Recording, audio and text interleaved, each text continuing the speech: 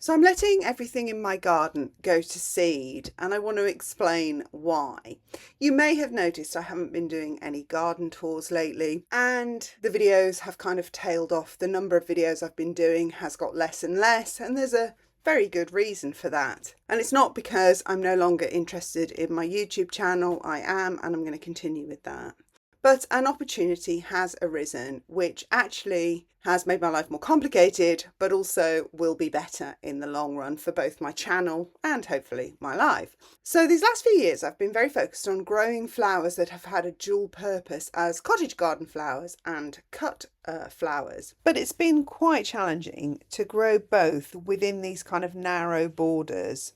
I mean, it's not challenging to grow lots of flowers in a cottage garden. That's not the problem. The problem has been trying to grow as many cut flowers as I want in the cottage garden. It hasn't always led to the most aesthetically pleasing results.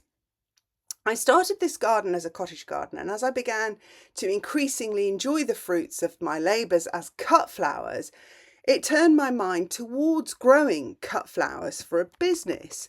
But my garden is quite small, and so the possibility for making real money was limited. But I thought, well, okay, so maybe I should try and get some land. But that was obviously easier said than done. So I decided that while I was trying to figure out how to achieve that, I would continue to grow cut flowers and practice growing these crops on a very small scale amongst the cottage garden.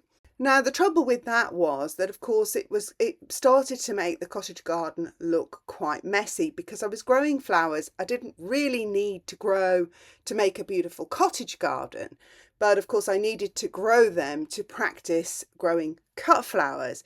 And so it started to just become a little bit messy and overwhelming. So the reason for this video is that I have a possibility of getting some land after Christmas.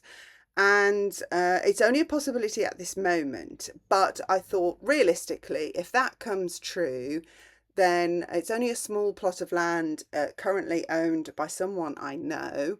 They currently have horses on it, and those horses will be leaving.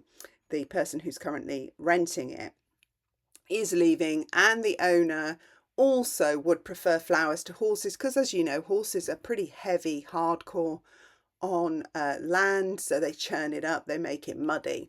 So they're quite happy and they are considering allowing me to grow flowers on it, which has been sort of brewing. We've been talking about it the last, I would say, 4 weeks or so, and you'll notice a steep decline in the number of videos I have been producing because of this, while I've been thinking it out, working out a plan, seeing if it's doable my end. And one of the things I decided to do was to let my garden go to seed, because if I do this, I have a small budget, so I need to start off as cheaply as possible. And I thought one of the best ways to start as cheaply as possible was to let my flowers go to seed and then collect the seed for my new venture, particularly actually my sweet pea seeds, because they are expensive to buy and I have a lot of them. So doing that has made my garden really messy, and it's kind of, you know what it's like when things are messy and cluttered, you can't think straight. You need to kind of clear up before you can start work. So it's been quite difficult watching my garden go to seed because it's been getting increasingly messier and messier. And now I have obviously a purpose for that, but that was pretty difficult to explain to viewers. So that's where we're at. Now, the good side, the flip side of it is, once it's all gone to seed and I've collected all the seed, I can then sort of redo the garden so that it's just less messy and chaotic. That I'll just focus on some statement plants that can repeat throughout the borders, and then it'll give me more time. Everything will be just tidier and neater, and I won't have to, I can do all the other projects I said I was going to do when I started back earlier in this year. I was going to do the living roof, I was going to do all sorts of things, and it never quite turned out because I then started to plan a business plan for the possibility of getting this land. So that's where I'm at. So the garden is a total mess, but it's a mess with a purpose. I will be collecting all those seeds. Probably the sweet peas have only got a couple more weeks to ripen, and then I can just dig those up. So that's a definite project I can do then, to start replacing them with some other perhaps perennials or something in the borders, and then I can start growing sweet peas obviously on my land, and I'll bring both sides to you. I'm not going to become a flower farming channel. I don't want to do that. I love that, but I don't think that's really, that's kind of a niche thing. I don't really want to just niche down on that. That's my side business. That's going to be my business. But what I will continue to do is show you how I'm growing.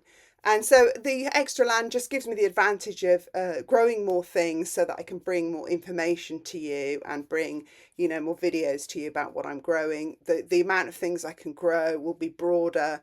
I can really polish my cottage garden, rather than trying to combine this cottage garden, vegetable garden scenario, which I don't mind, but at the moment I've just got too many things going on in there, and I could simplify that. So that's just going to work much better.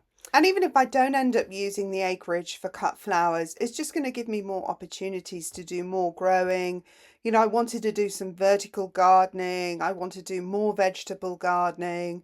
And so I can sort of, I'm just going to have more space to do that. So the channel is definitely going to continue to grow, and hopefully grow better in 2025. But for now, obviously, I'm just going to have to wait it out in this garden and collect seeds and tidy it up, and maybe just start again. I think I like the layout in this garden now, but I've just got to redo the planting. The planting hasn't worked out because I've just been practicing so many crops for this cut flower patch in this hopefully for when I get this land. So I just thought I owed you a bit of an explanation there about what's happening. So that's what's happening. That's my update. There's potentially some exciting developments but the planning of which has taken up a lot of my time. Hopefully I'll be more or less back on course, but there's still a few things I need to sort out. So I'm hoping to at least get 2 to 3 videos to you a week still. But until then, anyway, don't forget to subscribe, and I'll see you again in my next video. Thanks for watching. Bye.